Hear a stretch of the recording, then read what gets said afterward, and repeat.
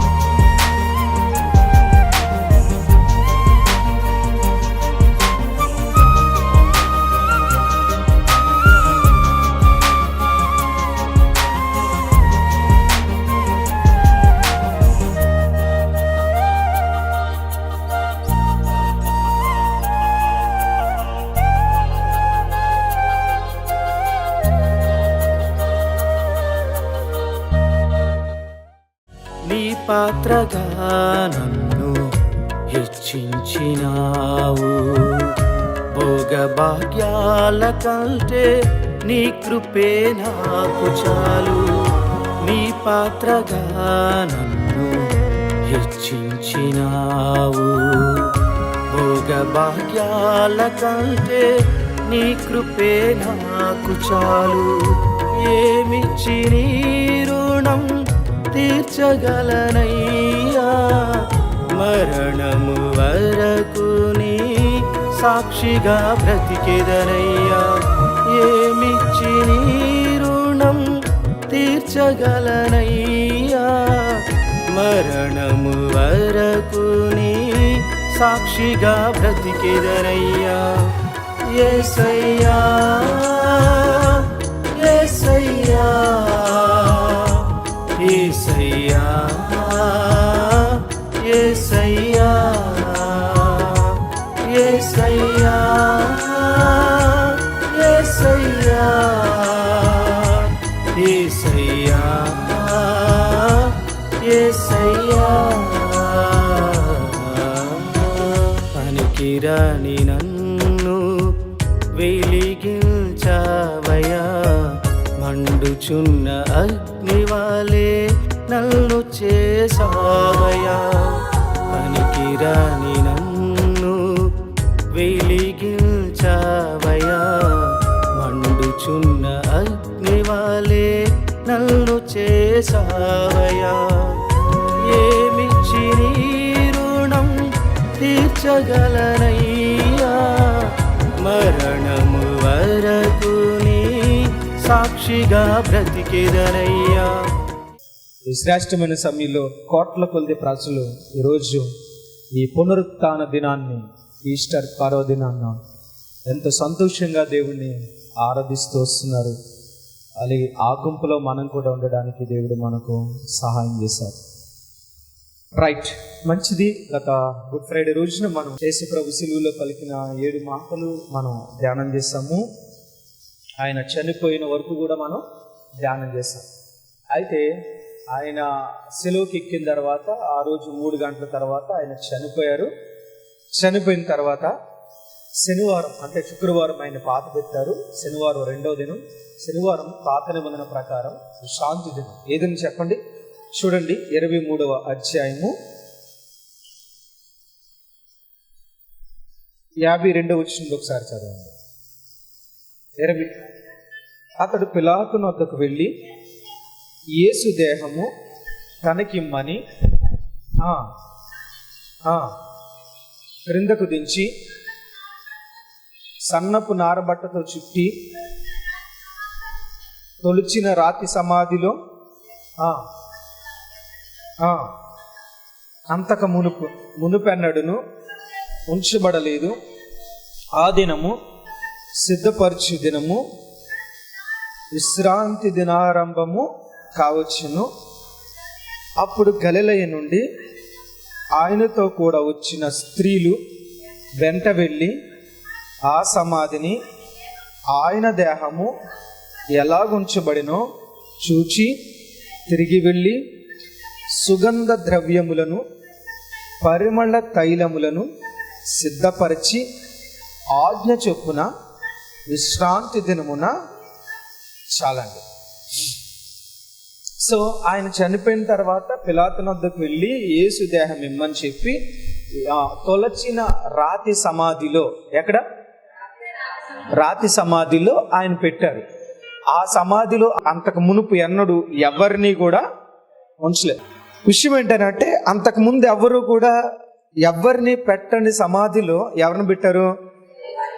యేసు ప్రభు వారిని పెట్టారు. కొరత సమాధి అంటే కొంతకాలం తర్వాత దేహం కుళ్ళిపోతే మళ్ళీ ఆ సమాధిలో తవ్విన సందర్భాలు కూడా ఉంటాయి. సహజంగా లోకంలో భూస్థాపన చేసేటప్పుడు, ఇప్పుడంటే సమాధులు కడుతున్నారు, ఒకప్పుడు కట్టేవారు కాదు కదా. అప్పుడు కొన్ని సందర్భాల్లో సమాధులు కట్టకపోతే ఆ సమాధిలో దేహం అంతా పాడైపోయి కొంతకాలానికి ఎలా కలిసిపోద్ది? మట్టిలో కలిసిపోద్ది. మట్టిలో కలిసిపోద్ది కాబట్టి అదే ప్రాంతంలో మరలా కూడా ఏం చేస్తూ ఉండేవారు? తవ్వి మరలా పెట్టేవారు. రిపీటెడ్గా జరుగుతూ ఉంటాయి. ఇప్పుడు కూడా సమాధులు కట్టకపోతే రిపీటెడ్గా జరుగుతున్నాయి. వాస్తవానికి సమాధులు కట్టే ఆచారం వచ్చింది, కానీ వాస్తవానికి సమాధులు కట్టాల్సిన అవసరం లేదండి. మన్నైనది వెనకటివన్నీ మన్నైపోవును, దేహము దాన్ని దయచేసిన దేవుని యొద్దకు చేరును. ఇప్పుడు ప్రపంచంలో ఇది ఖాళీ సమాధిగా ఉంది అని మనం చెప్పుకుంటాం. వాస్తవానికి మన్నైనది మంటిలోనే కట్టుకోవాలి. ఇక్కడ నిజంగా సృష్టి ఆరంభం నుంచి సమాధులు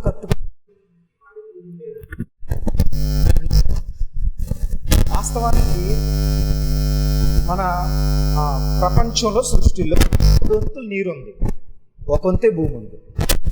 ఈ 1 ప్రపంచంలో ఎక్కువ శాతం వాటర్, నీళ్ళు ఉన్నాయి, 1 వంతే భూమి ఉంది. అదే వాల్యూ, అందుకని అంత వాల్యూ. ప్రపంచ జనాభా రోజు రోజుకి పెరుగుతుంది, భూమి తరిగిపోతుంది. ఇప్పుడు సమాధులు కట్టుకుంటూ వెళ్ళిపోతే కొంతకాలం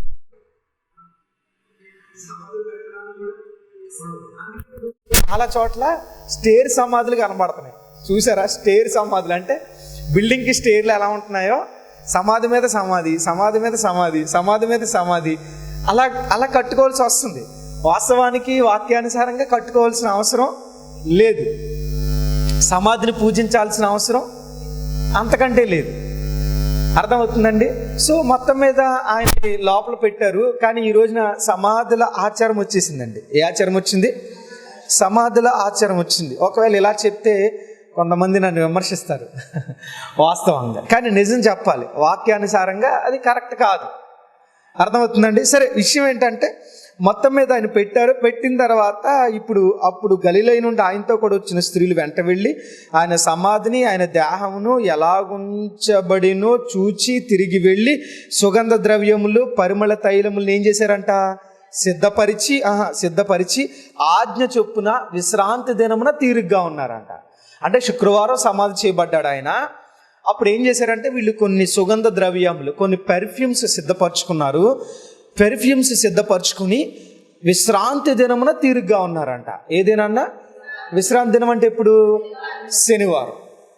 విశ్రాంతి దినం అంటే శనివారం, ఆదివారం కాదు. ఆదివారం మరి ఏంటి?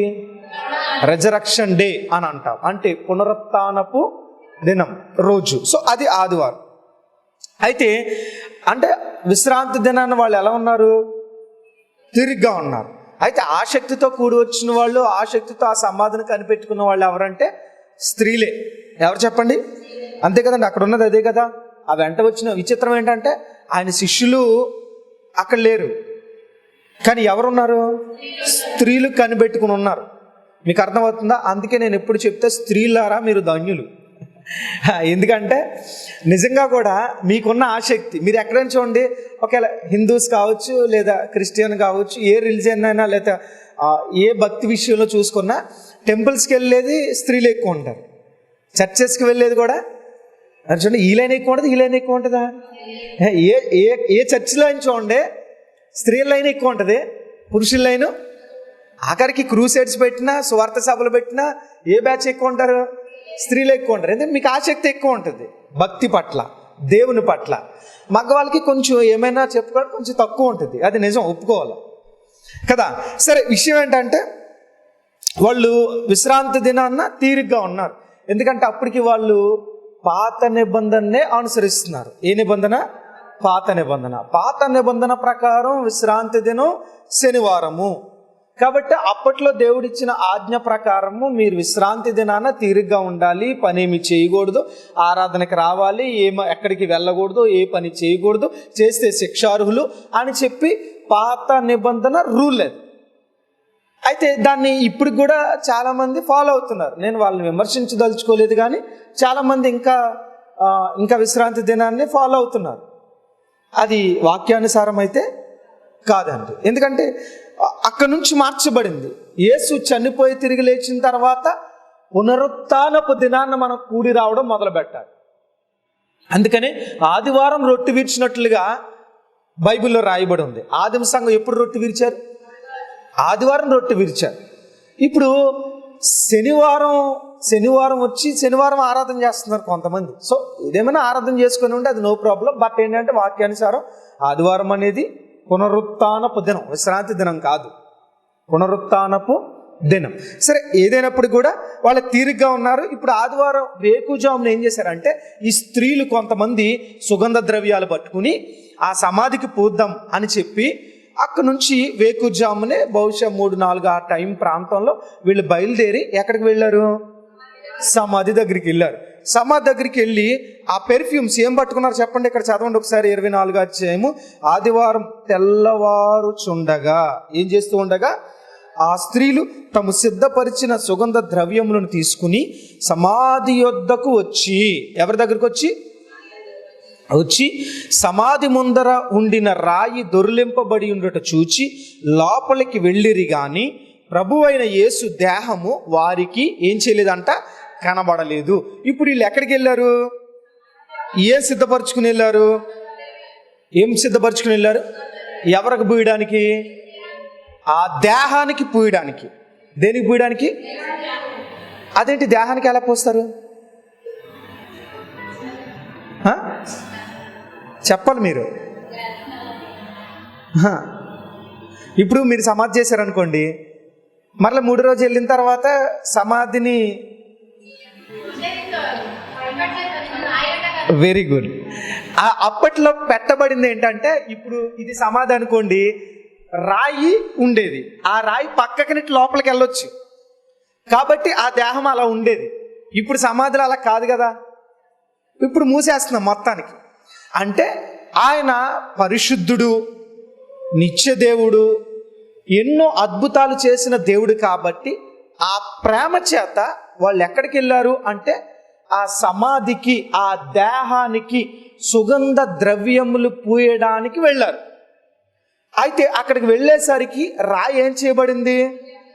మనం ఉదయం పాడుకున్నాం కదా, చూడు సమాధిని మూసిన రాయి దొర్లింపబడెను, అందు వేసిన ముద్ర కావలి నిల్చిన దైవసుతుని ముందు. గీతం గీతం జయ జయ గీతం అనే పాట మనం ఉదయం పాడుకున్నాం. అంటే సమాధి దగ్గర ఉన్న రాయి ఏం చేయబడింది? దొర్లించబడింది. సరే, ఇప్పుడు అక్కడ ఆయన లేరు. ఎవరు లేరు? యేసు ప్రభు లేరు. మరి అక్కడ ఎవరున్నారు? అక్కడ ప్రభుని యేసు దేహం వారికి కనబడలేదు. ఇందును గూర్చి వారికి ఏమీ తోచక ఉండగా ప్రకాశమైన వస్త్రములు ధరించిన 2 మనుషులు వారి యొద్ద నిలబడి వారు భయపడి ముఖములు నేలమోపి ఉండగా, మీరు సజీవుడైన వాణిని మీరెందుకు మృతులలో? ఆయన ఇక్కడ లేడు. ఎక్కడ లేడు? సమాధుల్లో లేడు. ఆయన సజీవుడు. ఆయన ఎలాంటి వాడు?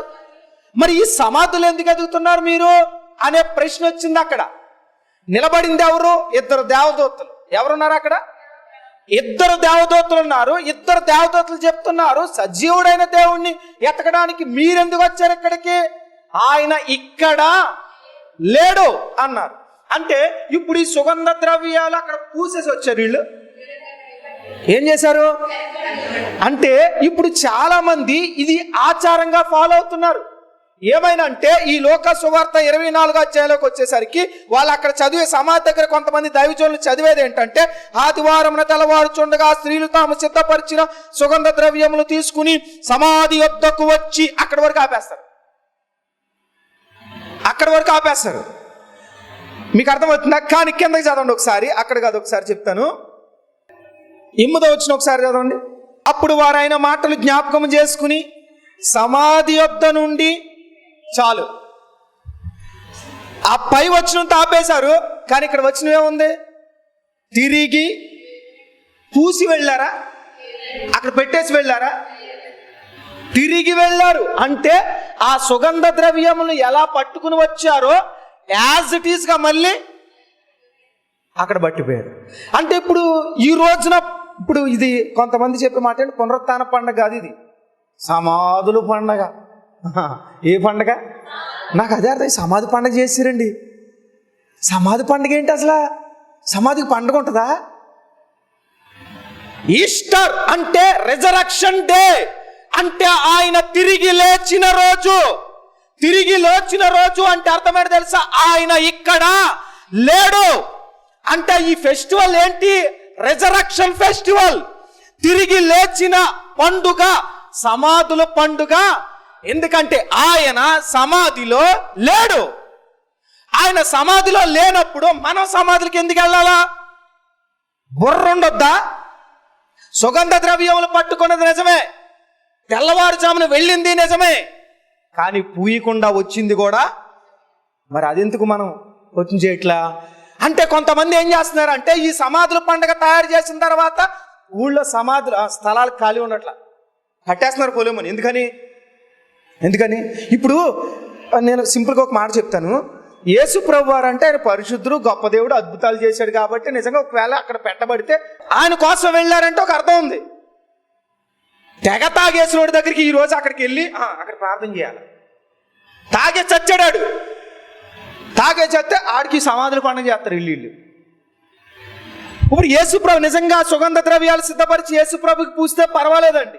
ఆయన పరిశుద్ధుడు, పవిత్రుడు, పాపుల్లో చేరనివాడు, అనేక మందిని బలపరిచిన వాడు, మన కొరకు ప్రాణం పెట్టినవాడు. నిజంగా ఒకవేళ ఆయన పార్థివ దేహానికి పూసినా తప్పు లేదేమో. తాగి చచ్చినోడి దగ్గరికి వెళ్ళి ఏం చేస్తున్నారు ఇప్పుడు? 4 గంటలకే ఈరోజు కలెక్షన్ డే అంట. ఒక ఆయన అంటున్నాడు కలెక్షన్ డే. ఏ కలెక్షను? ఇప్పుడు నేను కూడా చెప్పాను అనుకోండి, మీరు అందరూ సిద్ధపరచరా? నా బ్యాగ్ నిండిపోద్ది. ప్రెస్టేజ్ వల్ల నేను 2000 ఇవ్వాలి. మా డాడీ సమాధిది, మా అమ్మ సమాధిది, మా తాత సమాధిది. డబ్బులు చాలా బలంగా ఇస్తారండి. అందుకే మా వాళ్ళు, మా సేవకులు దీన్ని ఏం చేస్తున్నారు? ప్రోత్సహిస్తున్నారు. ఎందుకని? ఇప్పుడు క్రిస్మస్ కూడా ఎంత డబ్బు రాదు, తెలుసా మీకు? అందుకే ఇది ఏ పండుగ? సమాధుల పండుగ. నేను విమర్శించడానికి ఈ మాటలు చెప్పట్లేదు, ఈ వాక్యం వింటున్నప్పుడు హేళన చేయడానికి ఈ మాటలు చెప్పట్లేదు. కానీ వాక్యాన్ని వక్రీకరిస్తూ సమాధుల దగ్గరికి వెళ్ళి అక్కడ పూజ చేస్తూ, అక్కడ ప్రార్థన చేస్తూ, అక్కడ క్యాండిల్స్ వెలిగిస్తూ ఎవరు చెప్పాడు సుగంధ ద్రవ్యాలు పూయమని?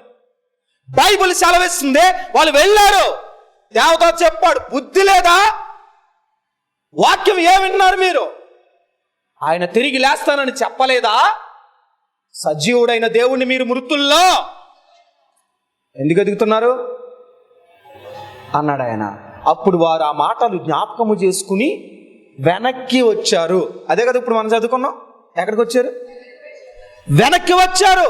అంటే ఆయన సమాధిలో లేడు. ఇప్పుడు చచ్చిపోయిన వాళ్ళు ఉన్నారనుకోండి, 10 సంవత్సరాల క్రితమో సంవత్సరాల క్రితం చచ్చిపోయిన సమాధిలో ఉంటాడు అక్కడ. బైబిల్ ఏం చెప్తుంది? మన్ను అయినది దేహం అక్కడ ఉంటుంది, కొంతకాలానికి ఏమైపోద్ది? మట్టిలో కలిసిపోద్ది. ఆత్మ ఎక్కడికి వెళ్ళిపోద్ది? ఇప్పుడు చెప్పండి, మనిషి అక్కడ ఉండడు కదా. ఇప్పుడు శ్యామ్ అనే వ్యక్తి ఈ కంఠంలో ఊపిరినంతసేపే శ్యామ్ అంటారు. చచ్చిపోతే ఏమంటారు? శవం. శవం తీసేయండి రా అంటారు కదా. అంటే బ్రతికుండగానే శ్యామ్, చచ్చిపోతే శవం అంటాం. అంటే శ్యామ్ లేడు కదా అక్కడ. అక్కడికి వెళ్ళి పూజ చేయాల్సిన అవసరం లేదు.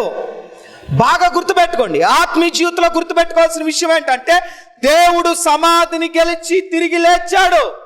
కాబట్టి సమాధి దగ్గరికి వెళ్ళి మనం ఏం చేయకూడదు. ఇప్పుడు కొంతమంది పూజ చేయడానికి వెళ్ళేవాళ్ళు కొంతమంది ఉన్నారు, ఇంకొంతమంది పక్కోళ్ళ కోసం వెళ్ళేవాళ్ళు ఎక్కువ. అంటే అర్థమైంది తెలుసా?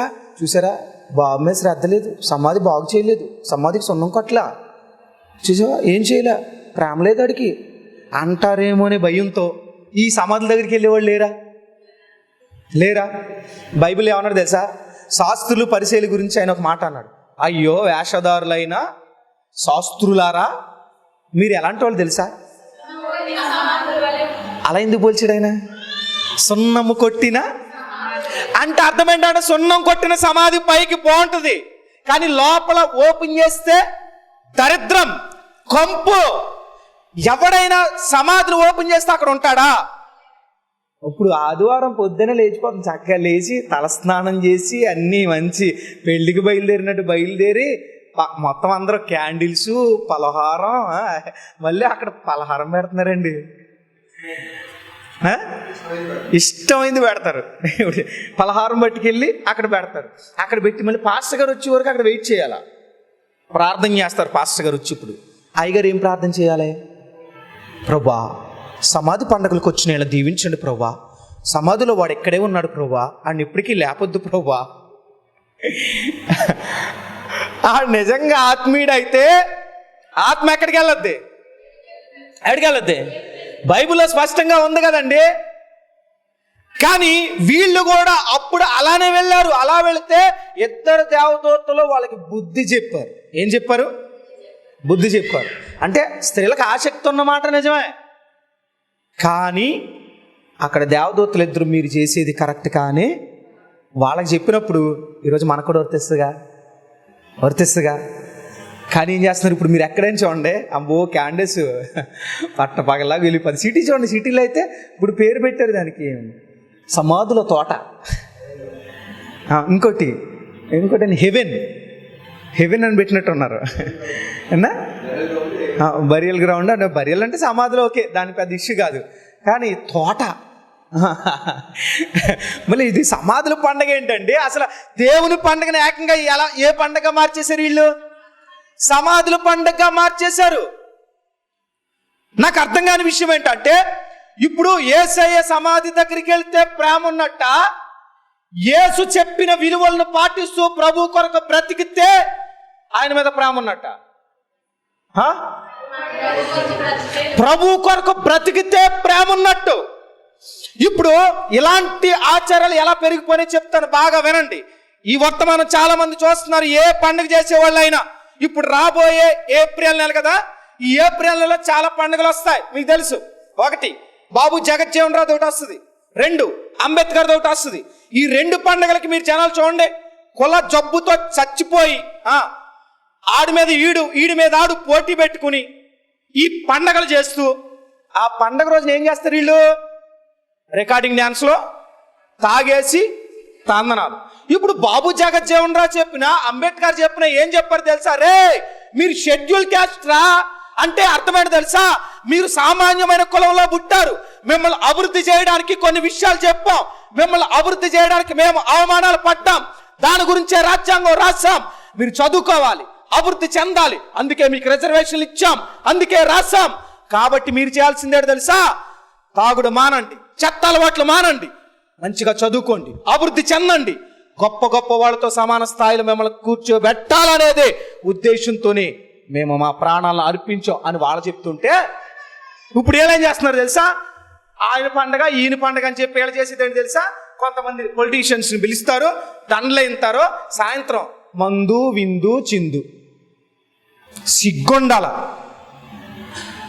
చెప్పాడు అది జగజ్జీవన్ రావు, చెప్పాడు అది అంబేద్కర్. ఇలాంటి మాటలు చెప్తే చాలా మందికి నచ్చదు. నిజంగా ఆయన ప్రేమపై ఉందా? నువ్వు జయంతి చేస్తావు, వర్ధంతి చేస్తావు, చేయి. అక్కడ కూడి వచ్చి ఆ డబ్బులతో పేదోళ్ళు ఎవడున్నాడో మీ క్యాస్ట్లో వాడిని చదివించండి. ఇబ్బందిలో ఉన్న కుటుంబాన్ని వాడికి డబ్బులు సహాయం చేయండి. తప్పు కాదే? వాళ్ళ ఆశయాలు అవి వదిలేశారు. మన ప్రభు అయిన యేసుక్రీస్తు నామములో రెండంచుల ఖడ్గమని యొక్క ఆధ్యాత్మిక కార్యక్రమాన్ని వీక్షిస్తున్న వీక్షకులందరూ కూడా ప్రభు నామములో శుభాభివందనాలు తెలియజేస్తున్నాను. ఈ యొక్క ఆధ్యాత్మిక కార్యక్రమం మిమ్మల్ని ఎంతో బలపరుస్తుంది, ఎంతోమందిని మారుస్తుందని అనేక మంది సేవకులు మీరు చేస్తున్న ఫోన్స్ ద్వారా నేను దేవుణ్ణి ఎంతో స్తుతిస్తున్నాను, గణపరుస్తున్నాను. కనుక ఈ యొక్క ఆధ్యాత్మిక కార్యక్రమం ఇలాగే ఆగక కొనసాగాలి అని అంటే మీ యొక్క సహకారం ఎంతో అవసరం. కనుక ఎవరైనా ఈ యొక్క ఆధ్యాత్మిక కార్యక్రమాన్ని మేము బలపరుస్తామన్నా, దీనికి స్పాన్సర్ చేస్తాం అని ఎవరైనా మీ హృదయంలో ప్రేరేపించబడితే మాత్రమే ఈ కింద స్క్రోల్ అవుతున్న ఈ ఫోన్ నెంబర్లకు మీరు ఫోన్పే ద్వారా కానీ గూగుల్ పే ద్వారా కానీ మీరు మీ అమౌంట్ పంపించి స్క్రీన్ షాట్ నా వాట్సాప్ నెంబర్ కింద స్క్రోల్ అవుతుంది, దానికి మీ డీటెయిల్స్, మీ పూర్తి వివరాలు పంపించినట్లయితే ఖచ్చితంగా ఈ సువార్తలో మీరు పాలుభాగస్తులు అవుతారు. అనేక మందికి సువార్తను అందించిన వారు అవుతారు. కనుక ఈ ఆధ్యాత్మిక కార్యక్రమం ఆగక ఇలాగే కొనసాగాలని దినసేవకుడిగా నేను కోరుకుంటున్నా. మీరు కూడా కోరుకున్నట్లయితే ఖచ్చితంగా దీన్ని బలపరచండి, సహకరించండి. దేవుని ఆశీర్వాదాలు మీరు అందరూ పొందుకోవాలని ప్రేమపూర్వకంగా ఆహ్వానిస్తున్నాం. God bless you, God bless you all. ఈ యొక్క ఆధ్యాత్మిక కార్యక్రమంలో ఈ వాక్యం ద్వారా మీరు బలపడినట్లయితే ఈ కార్యక్రమాన్ని ప్రోత్సహించండి, బలపరచండి. అలాగే మీ సమస్యలు ఏమైనా తెలియచేయాలి అని ఆశపడితే ఈ స్క్రీన్పై స్క్రోల్ అవుతున్న నెంబర్లకు మీరు కాల్ చేయండి. అలాగే మీ ప్రార్థన అవసరాల కొరకు ప్రేయర్ చేయడానికి సేవకుడిగా నేను ఇప్పుడు సిద్ధంగా ఉన్నాను. అలాగే నా వర్తమానాలు మీ ప్రాంతాల్లో వినబడాలి అని ఆశపడితే ఎవరైనా సరే దైవ సేవకులు కానీ మరి ఎవరైనా ఈ స్క్రీన్పై కనబడుతున్న నెంబర్లకు మీరు కాల్ చేయొచ్చు అని ప్రభు పేరిట తెలియజేస్తున్నాను. అలాగే నా వర్తమానాలు మీరు ఇంకా వీక్షించాలి అని ఆశపడితే బ్రో ఎం శ్యామ్ అనే యూట్యూబ్ ఛానల్ ద్వారా కూడా నా వర్తమానాలు అనేకమైన యూట్యూబ్లో ఉన్నాయి. కనుక వాటిని కూడా మీరు వీక్షించి ప్రభు యొక్క దీవెనలు పొందుకోవాలని, ఆధ్యాత్మికంగా బలపడాలని ప్రభు పక్షాన తెలియచేస్తున్నాను. ఈ దీన సేవకుడి కొరకు, ఈ దీన పరిచయం కొరకు మీ యొక్క అనుదిన ప్రార్థనలో జ్ఞాపకం చేసుకోవాలని ప్రభు పేరిట మీ అందరినీ కూడా తెలియచేస్తున్నాం. God bless you, God bless you all. దేవుడు మిమ్మల్ని దీవించునుగాక. ఆమేన్. మా అడ్రస్ బేతేలు ప్రార్థనా మందిరం, ఇందిరా కాలనీ, జీడిపిక్కల ఫ్యాక్టరీ ఎదురుగా, దొండపూడి రోడ్, గోపాలపురం.